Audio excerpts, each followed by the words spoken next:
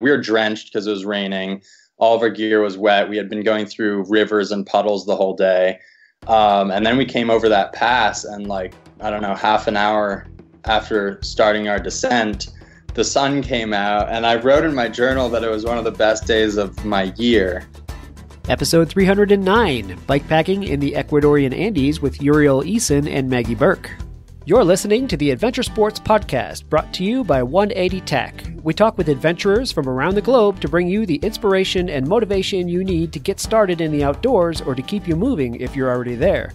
Now here's your host, Kurt Linville.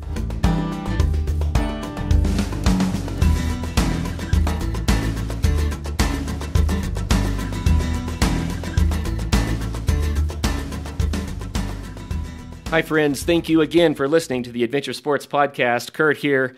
I have Maggie Burke and Uriel Eisen on the phone, and Maggie and Uriel did something really kind of fun and innovative I'm excited to hear about.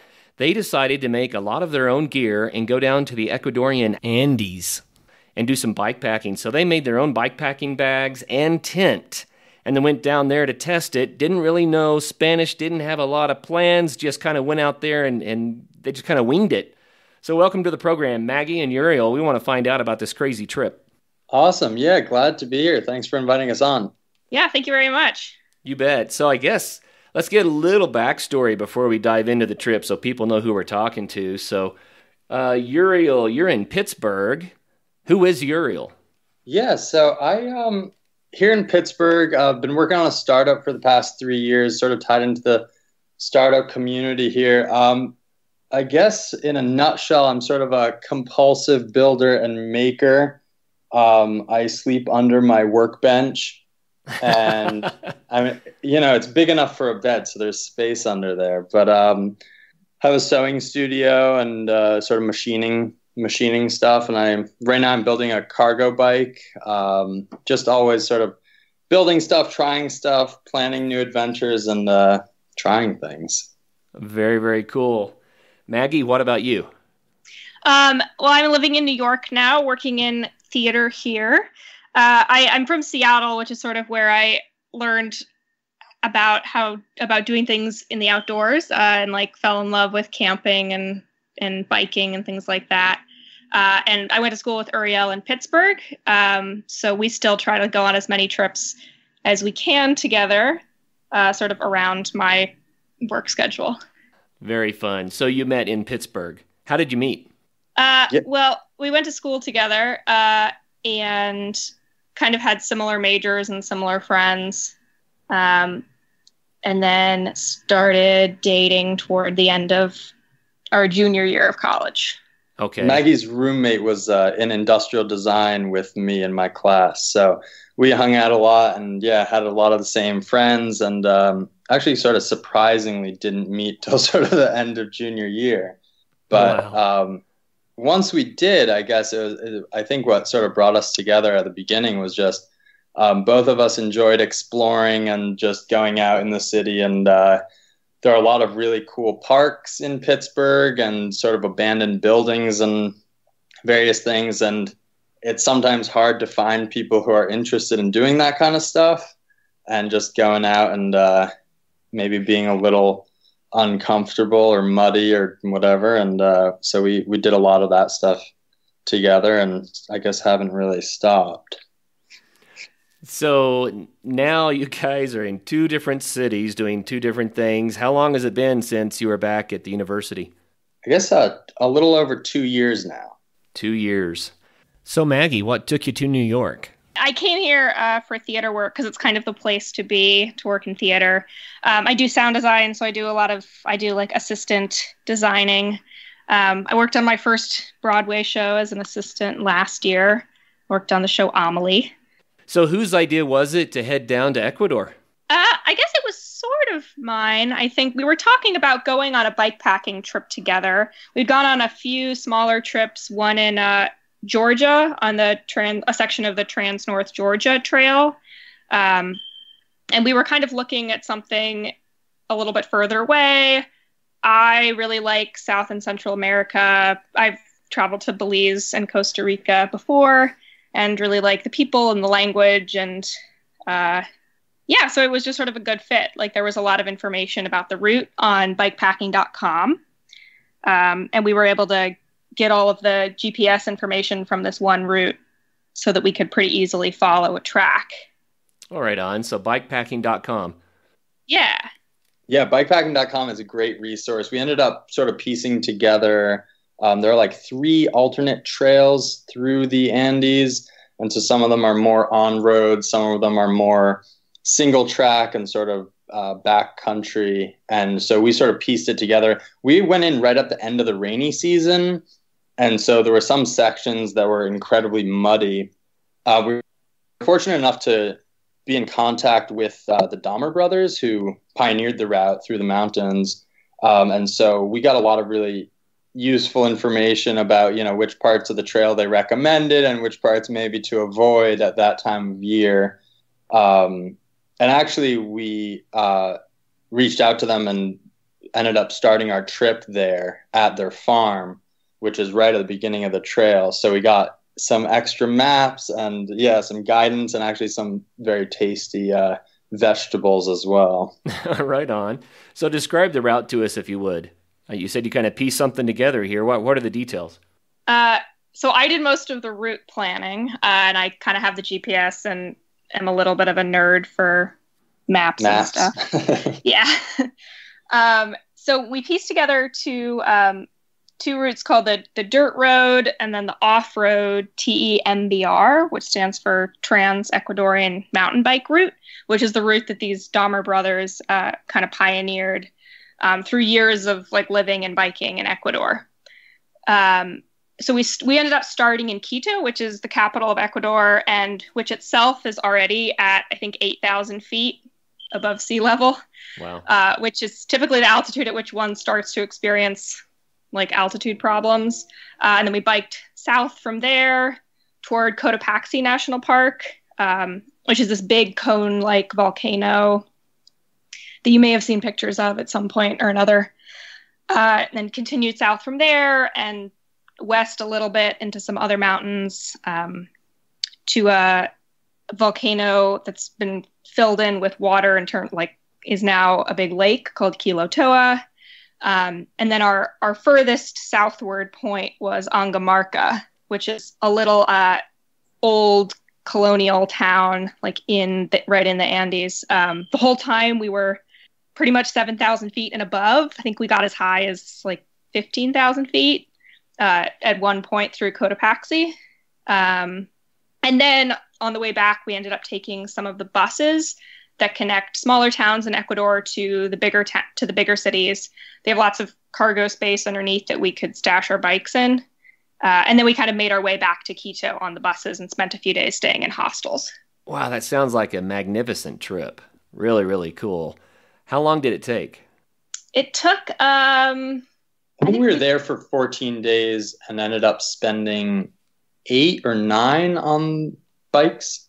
Yeah, like the first, I think 10 or 11 days we spent on 11 bikes. Days. Yeah, and then 3-4 days in cities. Yeah.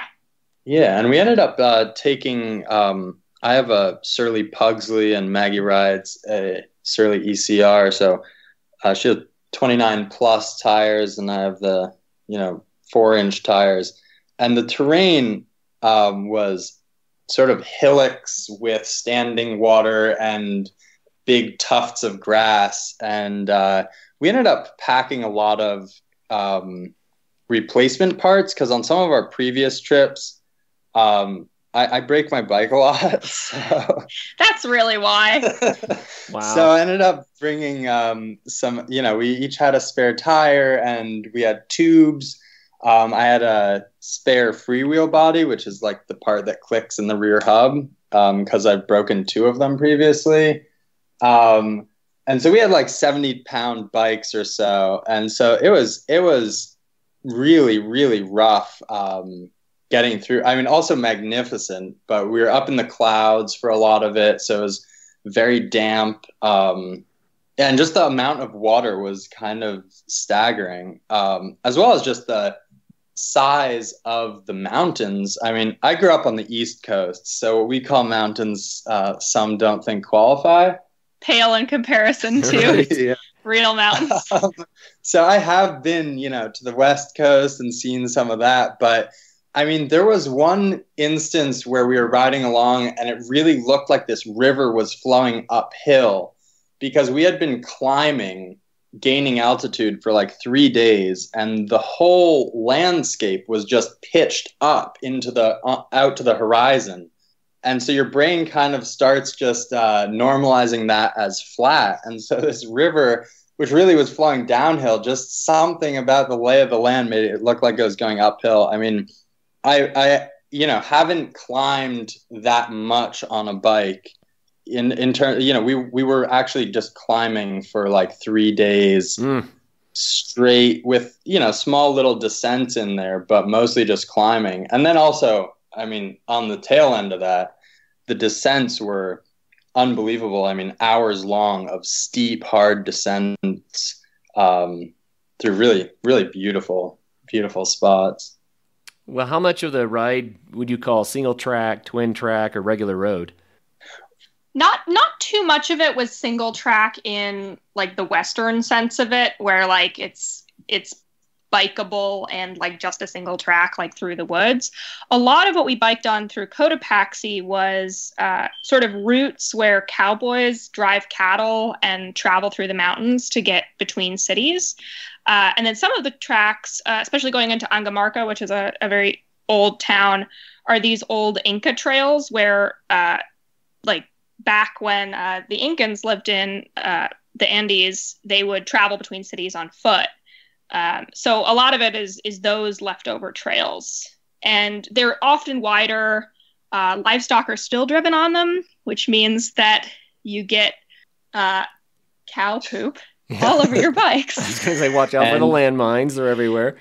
It wasn't even discrete piles. It was just like mud mixed with manure of various types, and some of it was really messy. And then there were some parts up in the grasslands that were more typical sort of narrow paths, but there, because of the terrain, they end up becoming these trenches into the ground. And so some of them are like, 18 inches deep and not much wider than the bike, to the point where we would sort of sit on the seat with our feet up on the grass on either side of it and just try to maneuver the bike through without catching the pedals or like tearing off your derailleur or something. Goodness. Yeah, but I don't think we saw any like, single track in the, with berms or anything that was built for biking. Right. For sure. Yeah, actually, we would go through these small towns, and in our very broken Spanish, they'd be like, "Where are you going?" We were like, "We're all going to this town," and they'd be like, "Oh, don't go this way. Like, this is not the way. Go back. You can't go that way." Yeah. You can't get they there saw from us here. on bikes. Yeah, they saw us on bikes, and I think like, first of all, they thought they were motorcycles because they hadn't seen bikes with such large tires. Right. So we'd often get asked like, "Es moto?" We'd be like, "No, it's not a motorcycle." And then they say loco after that, right? Probably once we'd left, yeah. Yeah, so we finally learned to ask about, we're trying to go the scenic route, because sometimes we were trying to find out if there was in fact a trail the way we were going. But at the beginning, they'd say, no, there's no trail that way, because they just do not associate bikes with that kind of stuff. Right. And so, so we finally sort of figured out how to ask in a way that they would actually give us some information on it. You're like, yeah, there is technically a trail that direction. If you want. We expect to see you coming back in a couple of hours. But yeah, they think you're just going to be pushing the bike the whole way, and which they were often weren't necessarily right about. Wrong. Yeah. Well, that's amazing. So, what about some stats? What kind of distance did you do? So the distances we did actually weren't crazy. Disclaimer, like before going on this trip, I'd just come off of a big show, and I like wasn't biking or working out much at all. So we both kind of went without really being in super good shape, and kind of got into shape while we were going. And we ended up only doing, I guess, between around 20 miles a day. Yeah. About 20 miles, a little over 20 a day. Okay, so this is what I envisioned so far. you're pushing your bike through muddy cow manure, slipping with your feet, and at sometimes the bikes are in deep gullies, so you're actually kind of pushing the bikes along on the grass on the sides of the trail, and you're still doing 20 miles. That's pretty good. Yeah, so we did around 20 miles a day, and some of the first few days when we were going up, the elevation gain would be like 2,500 to 3,000 feet a day. Right. Over 20 miles. So. Wow. So an amazing trip. We could go into a lot more detail, and I want to, but I just kind of want to rewind a little bit and say, did it turn out the way you expected? Are you glad you did it? You know, that sort of thing. Oh, in terms of expectations, I had looked at the pictures and it looked absolutely beautiful. It was absolutely beautiful. So that definitely lived up to what I was expecting. I mean, pictures, you really can't capture the scale in a photo, or at least I can't. And so, yeah, it was mind-blowing to be up in those mountains and in the clouds, and just I don't know, the grandeur and how steep and rugged the terrain was. And then in terms of the trip, I mean, I had a great time. It was a ton of fun, definitely an adventure. As I mentioned, we've done a couple trips before, and Maggie normally figures out the routes, and they're typically not incredibly rideable. So a lot of pushing bikes up very steep hills. And like crossing a bunch of rivers and stuff. So it was pretty typical in that regard. And I think that challenge is something that we both definitely enjoy. I don't think that the sometimes non-bikeable nature of it really damaged the trip in any way for us. I think that we did both have higher expectations about how much we would want to bike, and we really enjoyed like pushing and slogging through the mountains. But toward the tail end of the trip, we also stayed in some hostels in Latacunga and then in Quito, and explored those cities a little bit and ate some really good food and saw some of the ancient cathedrals and stuff there. And that was also a totally worthwhile part of the trip. So I think like in retrospect, I don't know that I need to like bike the entire time. And I think that like giving yourself license to also like do some of the touristy things can make the trip super fun as well. Yeah. Well, that sounds really, really cool. Here's a question for you. I know that at some point it would have been easier to say, okay, if I didn't have a bike and I had a backpack, this would actually be an easier day. You know what I'm saying? There's a point at which the bike's an encumbrance instead of helping. And then there are other times where it's like, yeah, I am so glad we're on these bikes. But where did this fall on this trip? I think I'm always happy I have the bikes. We went on a backpacking trip in the Olympics, actually pretty recently. And it was fun, but the whole time we were both kind of losing our bikes a little bit. Yep. So I think that there's something that's fun about biking really slow, and about like the challenge of going through all the little puddles and like making it uphill. And then once you're at the top, like rolling down the other side is super awesome. So that makes it worth it. I'd agree. I also think, I mean, there were definitely times when it was, pushing our bikes. There was one pass we went through particularly where the last couple hundred yards, there just was no way one person could push a bike up it. I mean, you could barely walk up it. It was so steep. And so we ended up going to a bike to get it up to the top of this mountain pass at 15,000 feet. And I guess, I think both of us really enjoy the challenge and just seeing, what you can actually do. And I know for me, it's a great sort of, break from the everyday stresses of life. You're only really thinking about one thing when you're trying to drag your bike through a river or, wherever you are. So there was no point where I was like, I wish I just had a backpack and not a bike. And then I think, Maggie and I have sort of talked a lot about this, but seeing a country by bike just seems like a pretty optimal speed. You can cover a good amount of distance. You can cover a lot more than 20 miles a day if you're in even moderate shape. Right. Well, also, I think the elevation was tough. We were sort of acclimating to that. And the terrain, yeah, was definitely hard. But just to give some perspective, other people who bike the trail, I think, do around 50 miles a day. So pack lighter next time and maybe be in a bit better shape. We had a great time. So I don't know. Yeah. Not go if I wasn't in shape. Well, that sounds like a really fun adventure, like you said. And I've often wondered about that because I totally get the whole idea of bike packing, but I know at times the bike, I mean, it's a piece of machinery that you have to drag over stuff. And then you get the advantage, of course, when you can actually roll again and pedal. That's fun. But I was just curious what your perspective was. So in your perspective, even as rough as the trail got, the bikes were still worth it. Yeah, and I think that's partly just because both of us really love biking a lot and like get a lot of joy out of facing obstacles that way rather than on foot. But to each his own. I mean, we also saw a good number of hikers, and they seemed like they were having a great time. So,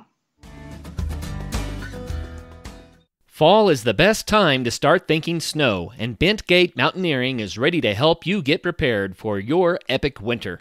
Come check out the latest in alpine touring, telemark, NTN, and splitboarding gear. Brands like Black Crows, DPS, Dynafit, G3, Icelantic, K2, Technica Blizzard, Arc'teryx, Mammoth, Solomon, Volley, Never Summer, Jones, and BCA. And you need to be safe out there. Bentgate has the latest in avalanche safety gear from beacons to airbags, and they are ready to help you educate yourself on snow safety. You can also rent skis, boots, splitboards, beacons, shovels, and probes at Bentgate. What's more, they host free demo ski days at local resorts so you can try out the latest gear. Stop by Bentgate in Golden, Colorado, or go to bentgate.com to check out your new gear as well as to get updates on all of their events.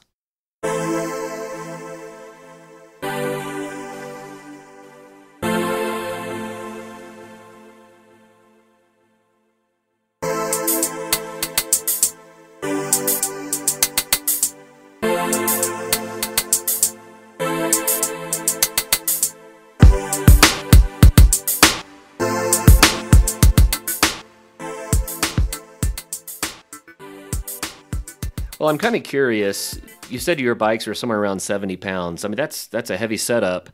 And if you had that minus the weight of the bike, right? If you had all of that gear on your back, you're going to have a fairly heavy pack.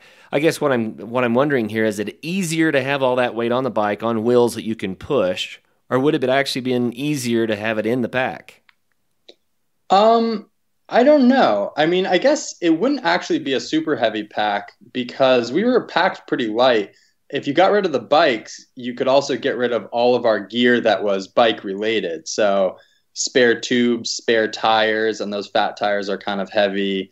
Spare disc brake pads, spare chain, multi-tool, all that stuff. So I'm not really sure. I guess I never really evaluated it as should I bring a bike or go with a backpack? I think we definitely planned the trip as we went into it saying, where should we go next to go bike packing? Right. And it wasn't really about, picking an appropriate path, I guess, though we did find it on bikepacking.com. So, it is clearly, it was pioneered with a bike. But just, you spend a couple days pedaling up a mountain, and I really enjoy technical climbs on a bike, and or even if you're dragging it up, just pushing your bike through through cow poop in a gully, you eventually get to the top and you get to do some really fun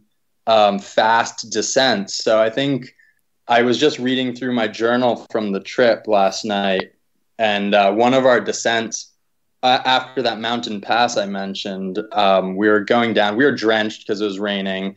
All of our gear was wet. We had been going through rivers and puddles the whole day. And then we came over that pass, and half an hour after starting our descent, the sun came out, and I wrote in my journal that it was one of the best days of my year. And it really was. I mean, we were rolling downhill for a couple hours with the sun. We took our shoes off and hung them on the bars to dry, and it was just beautiful. And you get to sort of weave through the obstacles, and find creative things to jump off of and stuff. So, that was just such a highlight that any amount of dragging to me is worth it. And I also enjoy the dragging part and that challenge. Yeah, that's cool. I don't want to belabor the point. I wasn't trying to actually say would it be easier to backpack so much as just to get a comparison for people that are interested. I mean, the reality is we live in a world where most big adventures have been done. And what we're finding on the show is a lot of guests are finding new ways to do the same adventures all over again with a different mode of travel. For instance, biking to the South Pole. People are biking to the South Pole. Well, of course, it might be easier to cross-country ski that or dog sled it. But doing it on a bike is pretty novel. That's new. So, and I think that's really what it's all about, is it's not always saying, well, I can't be the first person, to go from A to B, but I can be the first person to go from A to B on a tricycle. And I know that might sound silly, but it's really not, because people get a different experience out of putting different parameters on the trip. And so for you, it was about the biking, and I totally get that. Very cool. I think that's true. In terms of someone evaluating a trip, I think being in the Andes is going to be beautiful and amazing no matter how you do it. Oh, yeah. Well, let's talk a little bit more about the Andes and Ecuador. So, first of all, what was the weather like? You said it was rainy, but what are the temperatures and that sort of thing? Oh, geez, what were the temperatures? It was probably around 50 or 60 most days. We found that the temperature was pretty seriously impacted by the elevation that we were at. Right.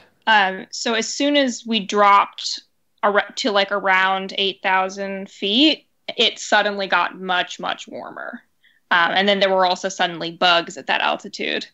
Because there are no mosquitoes above 8,000 feet, which is the other total bonus of hiking in the Andes. You don't have to deal with bugs like that. Also, part of the reason we chose that is because neither of us had thought far enough ahead to get vaccines or anything. But above 8,000 feet, there are no mosquitoes to worry about. So we're like, all right, this is perfect. So no malaria. Yeah. And we got pretty lucky with the weather, actually, because when we were going through Cotopaxi, it was definitely rainy, but the rain would kind of blow through and you could see it blowing across the plains and kind of prepare for it a bit. And it was normally not raining, or at least raining very hard, when we set up our camp or took it down. There was one night when we woke up in the middle of the night and thought our tent had collapsed because it was hanging almost touching our faces. Wow. But we discovered it had snowed in the night. Wow. Yeah, so that was kind of exciting. Well, I want to get back to the gear thing in just a minute, but a couple of points. No mosquitoes above 8,000 feet because you're in an equatorial area, right? Because there are mosquitoes all the way up if you're in a place where the cold weather mosquitoes are, right? I don't know. Yeah, I'm actually not sure about that. Yeah, I don't know either. That's what we were reading online, and we definitely saw a few mosquitoes there, but not many. Have you found that? I haven't been much at high altitude, so I don't know. Well, sure. I was just saying that really for the listeners. In Colorado, you're going to have mosquitoes all the way to 14,000 feet, so don't think you can outclimb them. Oh, interesting. Yeah, okay. Because it's a different type of mosquito that's really made for the cold, right?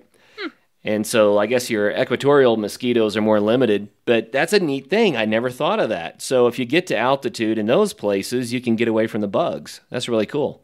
Yeah, so actually because of that, we ended up, so we made a lot of the gear, and the tent was one of the pieces. And we opted for just a pyramid tent without a bug net because of that. And it was great.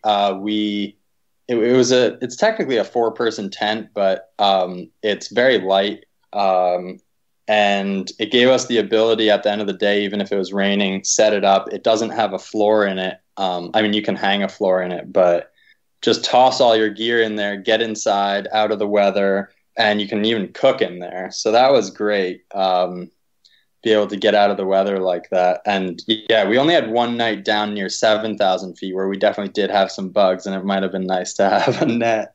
So describe this pyramid tent a little bit. You made it yourselves. Is it a single pole in the middle style tent? Yep, single pole in the middle, and then just, yeah, big pyramid. It's like 9 feet by 9 feet at the base. And yeah, stands like 56 inches tall in the center. So there's a good amount of space inside. Very simple, robust design. So it's great in really high wind, which we definitely experienced. It's good for snow. Just because the sides are so steep, it sort of sheds all the snow off, or down to the bottom at least. Yeah, and it packs down. I think it comes in at like 2 pounds or 2.2 pounds, something like that. I forget exactly what it was, but my other tent, which is not a lightweight tent by any means, was 5 pounds. So we were like, all right, we got to do better than that, but didn't want to spend the money for these really lightweight tents. And then also just being able to get all of our gear in the tent was really nice. Oh yeah, that's cool. Yeah, so Uriel made like a bathtub floor for half of the tent, so we slept on just one side of the pole, and then we're able to drag all of our stuff in the other side. And in the morning, Uriel is an earlier riser than I am, so he would cook breakfast on the one side of the tent and give me coffee in bed. It was awesome. That is too nice.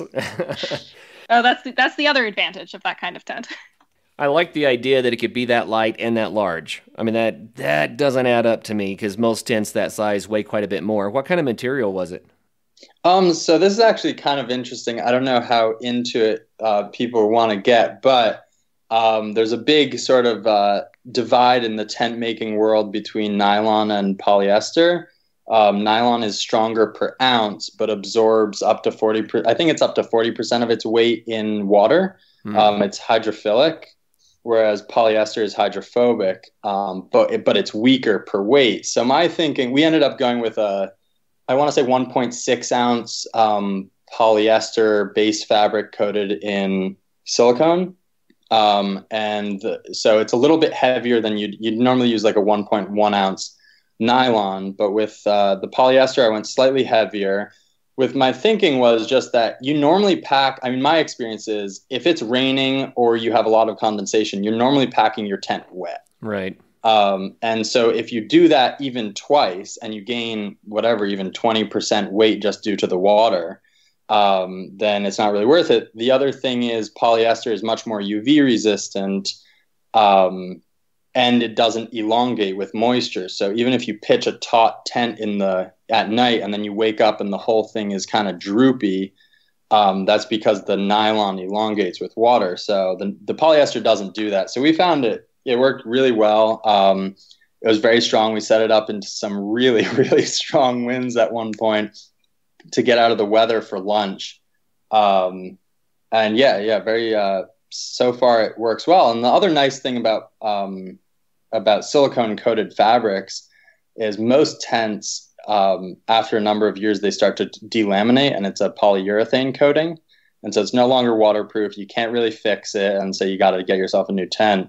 The reason I chose the silicone is you can just paint it with more silicone to seal it. And so it means you don't have to throw stuff away and you can actually just repair it, which to me, I really like. It sounds really, really cool. Very innovative. And I hadn't heard of the difference between nylon and the polyester. Yeah, polyester. I mean, it just depends who you talk to. Some people will say, absolutely don't use polyester. And some people will say, why would you use nylon? So, well, what I like about the polyester is what you just said. It's more UV resistant.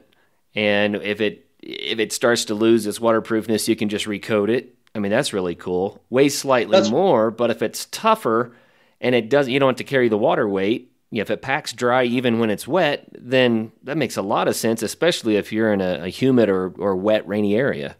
Yeah. So it's the nylon's definitely tougher, which is why we went for a heavier fabric. But I think at the end of the day, when you weigh it with water in it, you can shake out most of the water from this tent, whereas nylon actually absorbs it into the fiber. Nylon is okay.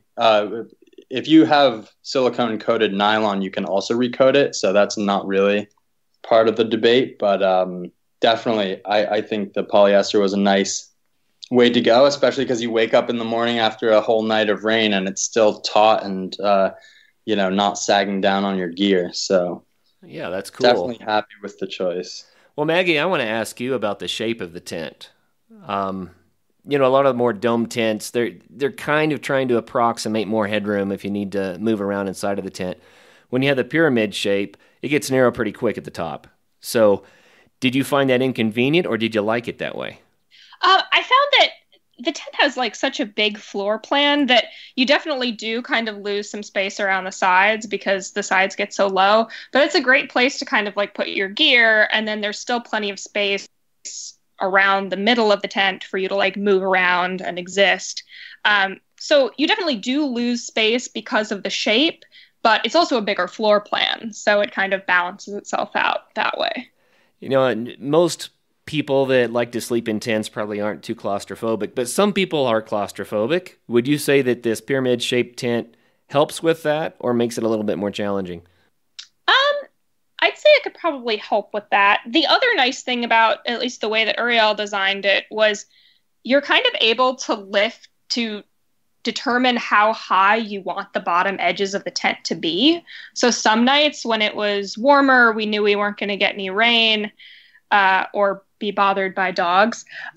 We would like lift the edges of the tent up a little higher just by pitching the guy lines like further out. And you would end up with, you could end up with like a foot if that was the way that you pitched it, like along the bottoms of the tent. Or you could pitch it so that it was super close to the ground. So the other nice part about the design is you're able to kind of give yourself more or less airspace, depending on how you do it. Yeah, that's really cool. So, Uriel, you mentioned cooking in the tent. Do you have a ventilation system at the top, or is it just a matter of having the bottoms open enough for that? Yeah, so we normally cooked with the door slightly open. And again, there's also just a big air gap all the way around. So there's really enough ventilation.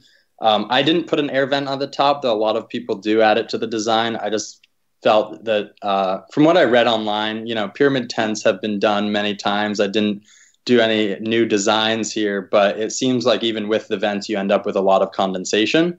So I just figured it would be another place for it to fail. So I just skipped it and we would just open the door. And when you had all the rain and everything, I guess that eliminated the need for the rain fly, and it worked. It worked. There was one funny thing, which I'm definitely curious to know how other people deal with this. But we had some nights that started off warm and humid, and so we'd end up, but then it would cool down. So we'd end up with a lot of condensation inside the tent.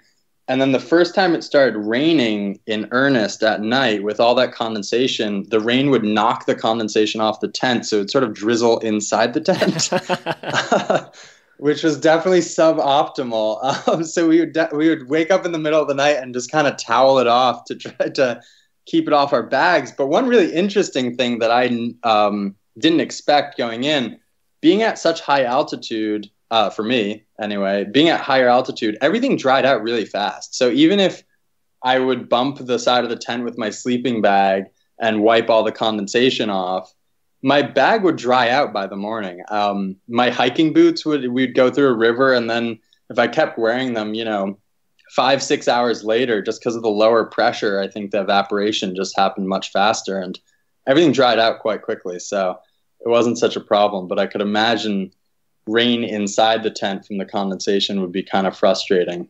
Yeah. Otherwise, there's got to be an answer to that. I'm curious. So listeners, if you have an idea for Uriel, then send it to us. We'll make sure that he gets it. Go to Adventure Sports Podcast and leave that comment so that we can solve that problem. Yeah. Uriel, it reminds me of a night in a snow cave where the snow was heating up just enough to start to drip. And just because of body heat, it was plenty cold outside. But the problem was there was a drip right over my head, and it was kind of making a stalactite, And it didn't matter how many times I reached up there and reshaped the snow to try to get the water to run down the side of the snow cave. It continued all night to drip in my face. So, anyway, I hope it wasn't like that for you guys. No. That's funny. So you also made your bikepacking gear.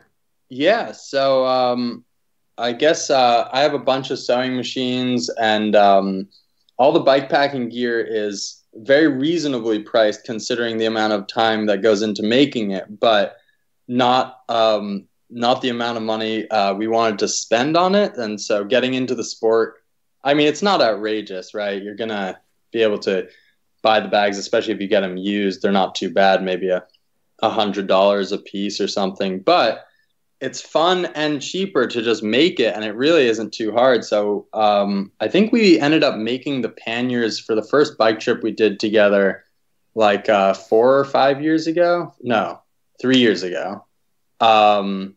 I started making gear like 4 years ago. And so for this trip, we just made a bunch of bags based on all the issues we had with bags for previous trips. And they ended up working out quite well. And they were lighter than a lot of the other offerings. And, you can actually tailor it to exactly what you want, exactly what bike you have.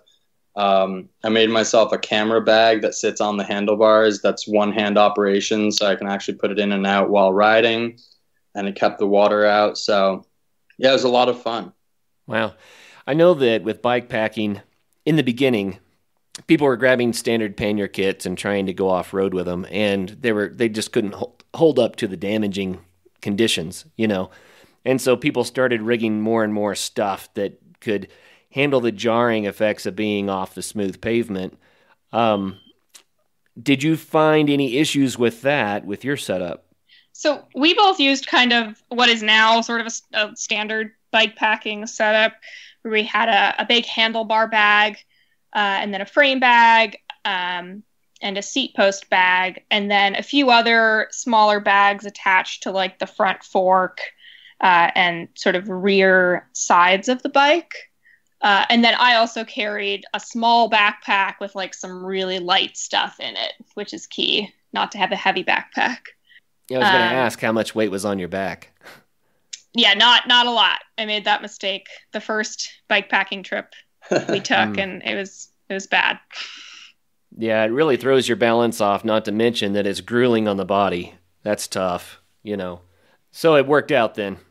Yeah, and a lot of the bags actually aren't too hard to make, especially like a handlebar bag can be as simple as just a dry sack that you can buy at REI or somewhere else, and then just like strap to the handlebars. You don't really need anything more than that. And then the frame bag is also just like 2 pieces of fabric that you cut out and run another piece of fabric around the outside. So it is pretty easy to make your own stuff. I guess and even if it doesn't look great, it still works. Right. Well, the question I always have is about the one that goes on the seat post, because it seems to me there's usually some sort of a structural member in there that helps it to stay up above that rear tire. And I think, well, that's where the abuse would come in. What keeps that from breaking? So I think that's definitely the trickiest one to make and have it work well. And I think there are some interesting entries into the market. Like Porcelain Rocket has an actual sort of a frame that keeps it from swaying back and forth and keeps the whole thing up, and it's chromoly steel, so you don't really have fatigue issues. But there, we use polyethylene, which is just a very durable plastic, so it doesn't really break. You can bend it, but it doesn't really break. So that's what they make whitewater kayaks out of and other stuff. I actually had a friend who biked across China, still have that friend, but and he used some Ortlieb bags, and they were off-road a lot, and they ended up breaking the buckles that connect to the bag. So I think a lot of the issues come in with the interface between the rigid structure and the soft structure. And so all these bags kind of strap on rather than, trying to rely on like the eyelets or braze-ons like a rack. And even a lot of the newer ones are pretty robust. So I think it definitely is less likely to get damaged from rattling. But yeah, the seat post bag is definitely a little tricky to get it to sit right and not sway and not get caught in the rear tire and all these things. And actually Maggie, because she has the 29 plus tires, there's not a lot of space between the rear tire and the back of the seat. So a little less. So I'm sort of considering looking into, because I'm not actually able to get very much stuff in that rear bag with the design that is frequently used. So I'm kind of looking into doing some kind of more like minimal rack hold up a larger bag for our next trip. And that might be where the challenge comes in, because anything that, is stiff is going to be more prone to break, right? Yeah, definitely. The 180 Flame is the ideal alternative to bulky and fragile gas-burning camp stoves. The 180 Flame utilizes fewer parts with minimal weight and maximized reliability. The locking tab and slot design means there are no hinges, welds, or rivets to fail you in the field. Cook your food and boil water quickly using only small amounts of natural fuels including twigs, grass, pine cones, and leaves. Weighing just 6.4 ounces, the 180 Flame is the ideal alternative to a backpacking stove. You can find your new flame at 180tac.com or a retailer near you. 180 Flame. Think big, pack small. Hey, have you stopped by Patreon or our ASP member deals site? You can help keep the Adventure Sports Podcast going strong by becoming a sponsor or a patron. Just go to patreon.com/adventuresportspodcast or members.adventuresportspodcast.com to become a member. Don't forget to join our Facebook group so you can be in touch with us and the rest of the listeners. Thanks for listening, guys.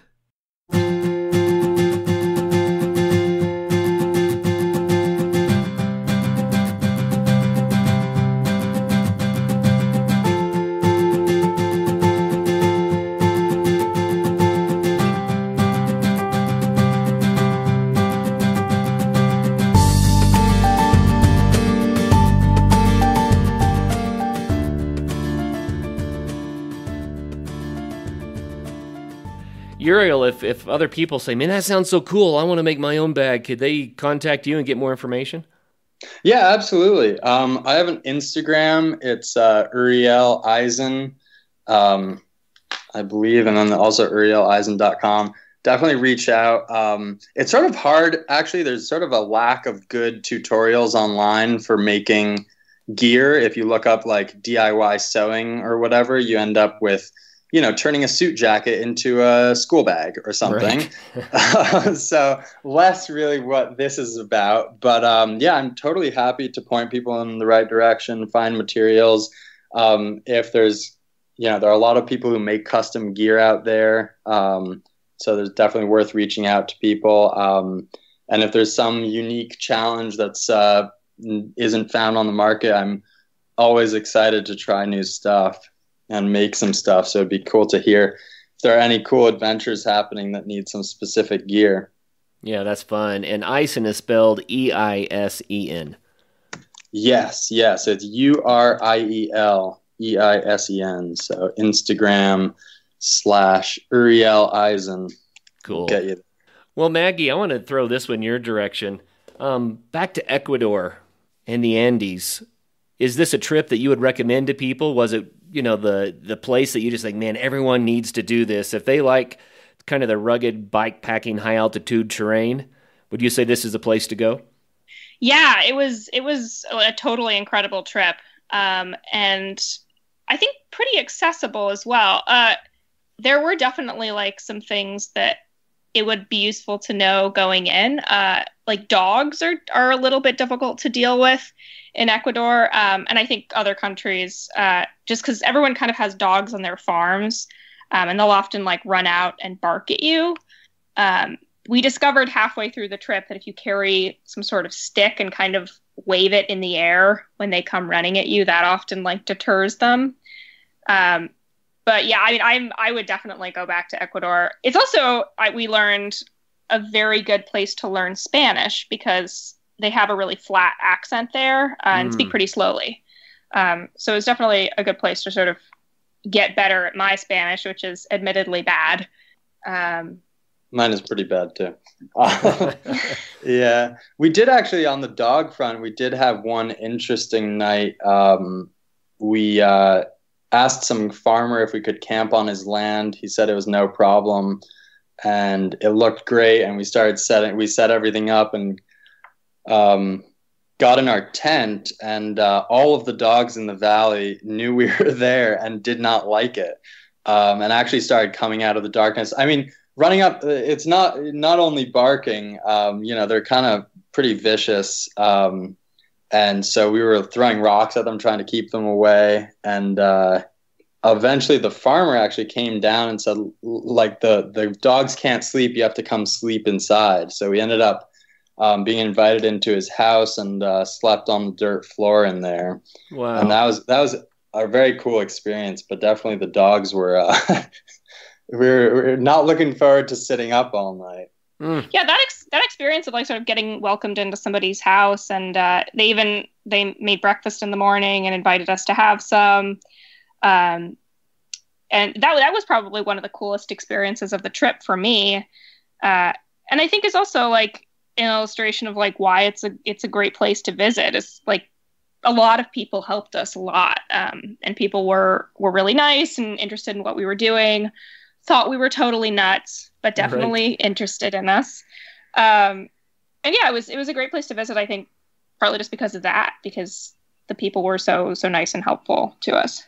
Well, here's a question for you. On a scale of 1 to 10, 1 being I've gone on a cruise and everyone's taken care of me, and 10 being it's the most radical self-supported adventure trip I've ever done and I don't think it's worth it. Where would you put this trip? Like a 5? I don't know. Yeah, I don't know. I feel like that's a tough scale. I think in terms of it being pretty out there, I mean, it was definitely out there, but I enjoyed it, I think, a lot more than I'd enjoy a cruise. Right. Well, the scale's unfair, right? It's the maybe wrong... a little tough. Yeah. Well, let's change the scale then. Let's just say moderate adventure to extreme adventure. How about that? Yeah, I'd say it was somewhere in the middle. I mean, we definitely had some pretty rugged stuff, but it was definitely doable. Very cool.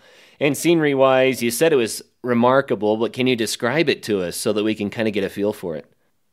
So in Ecuador, once you get into the high altitude, it's what you call Paramo, which is these high altitude grasslands.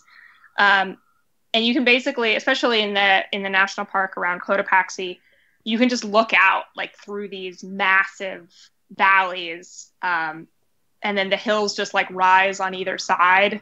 And they look like hills, and then you get up to them and you discover that they're actually going straight up at like a 50 or 60 degree angle. Wow.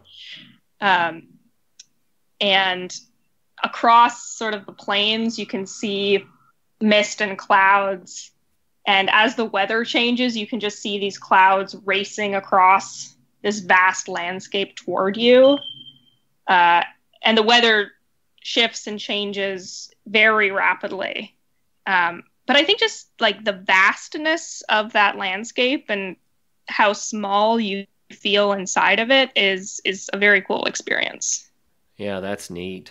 And you mentioned the volcanoes. I've heard that they can be just beautiful. Yeah. Cotopaxi was gorgeous for the amount of time that we could see it. Again, the weather changed so fast that every so often we'd be like, look, it's the mountain. And then it would be gone again a few minutes later. But yeah, the mountain itself was stunning. Yeah, I mean, we're up in the we're up in the Andes already in these huge mountains, and then you see Cotopaxi, and it dwarfs everything around it. Pretty remarkable. Neat. Well, how about the biggest surprise on the trip? I'll let each of you answer this question. Maggie, what was the biggest surprise? I may need to think about it for a second. Uriel, do you have an answer? Well, a couple. I would say maybe the biggest sort of logistical surprise, besides when we landed at the airport and discovered we had told the ride to arrive a day later. But besides that, more of a continuing surprise. We had sort of planned around, we have dynamos, so they're generators in the front hub of the bike to run lights. And we decided to also pull USB power off of them to charge battery packs to run our navigation and our water purification, in the hopes that the big issue with mountain biking with dynamos is just that you're often going at such low speeds that it's not enough to capture enough energy. Right. But we thought we would be able to charge these batteries, especially over a number of days. But 3 days up into Cotopaxi, actually the night it snowed, we were running out. The water purifier ran out of batteries. We were using a SteriPen And we went and switched the batteries, and it just turned out that it did nothing. So we had luckily, good practice is carrying another method of purifying water. So we had chlorine tablets, but those take 4 to 6 hours. So we ended up just setting a bunch of bottles to sit there overnight, and we were able to get batteries the next day. But that sort of was a big surprise that all of our planning around, we'll carry these many batteries and these 2 chargers, and we should be able to keep up with our use. And that turned out to be not the case. Do you think that photovoltaics would have worked better? I think photovoltaics might have worked better. It was pretty cloudy, but I think we were definitely getting some UV. We burnt our lips aggressively because we forgot chapstick with the UV block. So we ended up buying that too. But yeah, so photovoltaics might have worked better. Definitely maybe look into that for a next trip, or just carry a spare, because we went through towns every now and then, you can buy batteries. So that's what we ended up doing. Yeah, to give you some idea, our average speed was like 5 to 6 miles an hour pretty much the whole time. And we discovered the batteries wouldn't start charging until about 8 miles an hour. So you're pretty much below the charging speed the whole time. Yeah, I can imagine. So photovoltaics are cool if the sun is out and there's enough there. But if you're in dark, rainy conditions, then I don't know what would be better. Yeah, I'd probably just go with buying batteries and just going about it that way. Yeah, we didn't go through too many batteries. The SteriPen lasts for a while on one set. My GPS lasts for probably 3, even 4 days on one set of AA batteries. Yeah. So we didn't need a ton of batteries. And we did stop at some hostels and get a chance to charge. Or at restaurants we'd plug in. But that was definitely interesting. So Maggie, what was surprising for you? Did you come up with something? Yeah. Well, I sort of remembered, I think, so we went to Ecuador and planned to buy most of the food for the trip there. And it was a little bit hard to find certain kinds of food that we wanted. Anything that's locally produced in Ecuador is very cheap and super easy to buy, but anything that comes from overseas is only sold in like specific stores in cities, particularly couscous, which is like a great camping food because it requires very little cooking. And we discovered that at altitude, since the boiling temperature is so low, it takes an incredible amount of time to cook food. Particularly like rice and lentils we'd planned to make a number of days.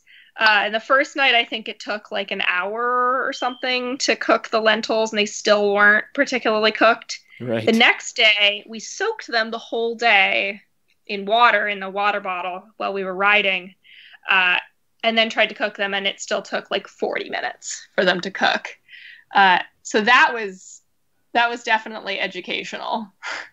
Yeah. Discovering that cooking took so long. So we ended up getting a lot of noodles, I guess. Where did we buy? Yeah, we got some pasta. Oatmeal cooks pretty fast. They definitely made oatmeal. And we also Cans ate of tuna. Yeah, a lot of tuna. And sardines. And we ate a good amount of food in towns as well, because food is very cheap to buy. You can get almuerzos, which are lunches, which is sort of the biggest meal of the day in Ecuador, for $2.50, $3 for a soup and rice with chicken. So we often did that whenever we were going through towns. Oh, that's very fun.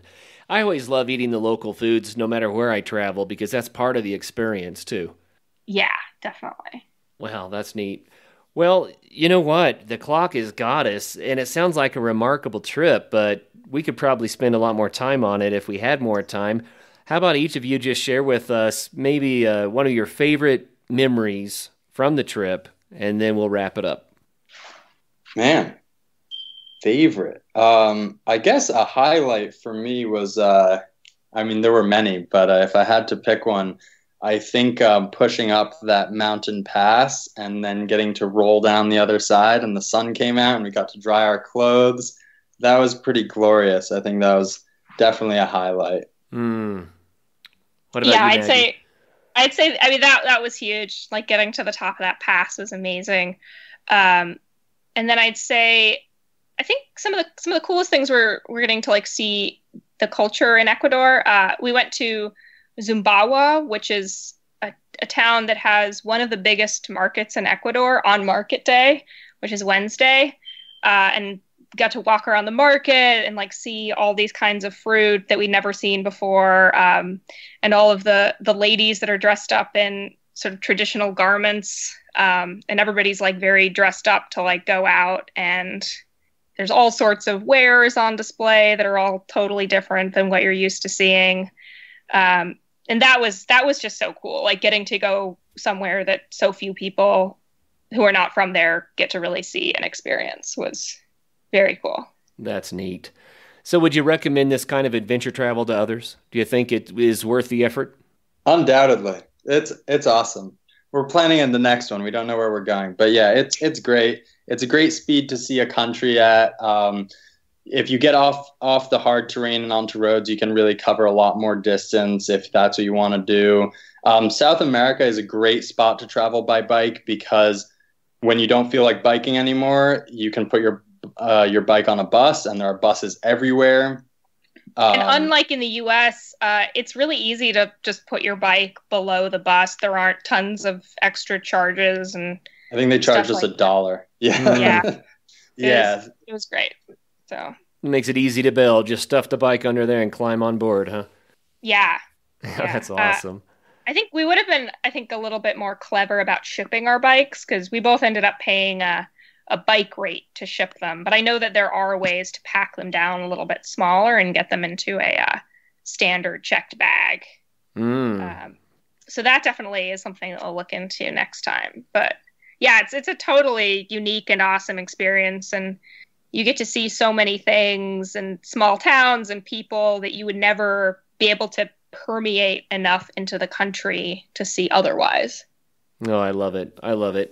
Well, that's what adventure travel is all about, and I think it's so cool that the two of you did this. I love your approach, and it sounds like an experience you'll remember for the rest of your lives. Isn't that what this is about? Yeah, absolutely.